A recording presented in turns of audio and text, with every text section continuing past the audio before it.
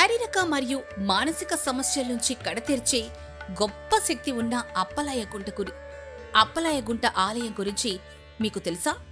1000 ఏళ్లకు పైగా చరిత్ర ఉన్న అప్పలాయగుంట ఎక్కడ ఉంది? అసలు ఈ దేవాలయానికి అప్పలాయగుంట అని పేరు పెట్టడానికి వెనుకున్న రహస్యమేంటి? ఎవరి కోరిక మేరకు శ్రీనివాసుడు ఇక్కడ కొలువుదీరాడు? ఈ దివ్యక్షేత్రం యొక్క అద్భుత విశేషాలన్నీ ఈ వీడియోలో చూద్దాం.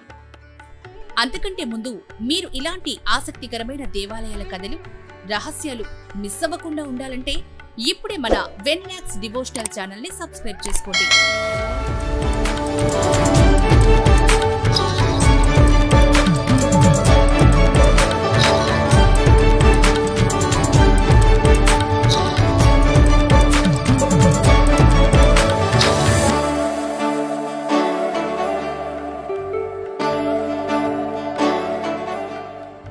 అందరికీ నమస్కారం. Welcome to the Venlax devotional channel. ఈరోజు మనం తిరుమల చుట్టూ ఉన్న 7 పురాతన ఆలయాల్లో ఒకటైన అప్పలాయగుంట శ్రీ వెంకటేశ్వర ఆలయం గురించి తెలుసుకుందాం.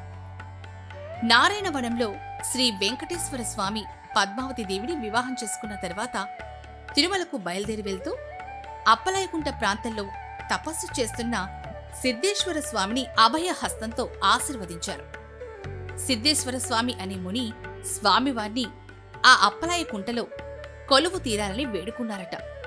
ముని కోరికను మన్నించి ఆ శ్రీనివాసుడు ఇక్కడే ప్రసన్న వెంకటేశ్వర స్వామిగా కొలువైనట్లు స్థల పురాణం చెప్తోంది. ఇక్కడ స్వామివారి కుడి చెయ్యి అభయ హస్త భంగిమలో, ఎడమ చెయ్యి కటి భంగిమలో ఉంటుంది.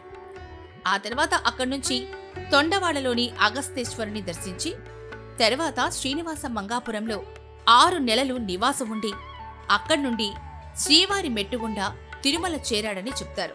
అప్పలయ్య అనే వ్యక్తి ఇక్కడ గుంట తవ్వించడం వల్ల ఆ ప్రదేశం అప్పలాయగుంటగా పిలువబడింది. కూలీలకు అప్పు లేకుండా ఏ రోజు కూలీని ఆ రోజు చెల్లించిన కారణంగా ఈ పేరొచ్చిందని కూడా అంటారు. దక్షిణం వైపు ఎత్తైన కొండ, చుట్టూ పచ్చని పొలాలతో ఈ వెంకటేశ్వర ఆలయం చాలా ప్రశాంతమైన వాతావరణంలో ఉంటుంది. గర్భగుడిలో శ్రీవారి దివ్య మంగళరూపం, ఎదురుగా ఆంజనేయ స్వామి ఆలయం, చిన్న కోనేరు భక్తులను ఎక్కువగా ఆకట్టుకుంటాయి. ప్రతిరోజు ఆంజనేయ స్వామికి, శ్రీవారికి మంగళ వాయిద్యాలతో అభిషేకాలు జరుగుతాయి. ఇక్కడ భక్తుల సంఖ్య తక్కువగా ఉండడంతో ప్రశాంతమైన వాతావరణంలో మనస్ఫూర్తిగా స్వామిని దర్శనం చేసుకోవచ్చు. తిరుపతి నుంచి కేవలం 30 కిలోమీటర్ల దూరంలో ఉన్న ఈ వెంకటేశ్వర ఆలయానికి బస్సులు అందుబాటులో ఉన్నాయి. తిరుపతి వచ్చిన భక్తులు తప్పక సందర్శించాల్సిన పుణ్యక్షేత్రం ఇది.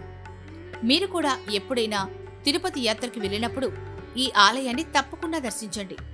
శ్రీ వెంకటేశ్వర స్వామివారి అనుగ్రహం పొందండి. మీరు అప్పలాయగుంట ఆలయాన్ని దర్శించుంటే మీ అనుభవాల్ని కామెంట్స్ రూపంలో మాతో పంచుకోండి. ఇలాంటి ఆధ్యాత్మిక మరియు పురాతన ఆలయాల చరిత్రల ఆసక్తికరమైన విషయాల గురించి తెలుసుకోవడానికి మా వెన్లాక్స్ డివోషనల్ ఛానల్ని సబ్స్క్రైబ్ చేయండి.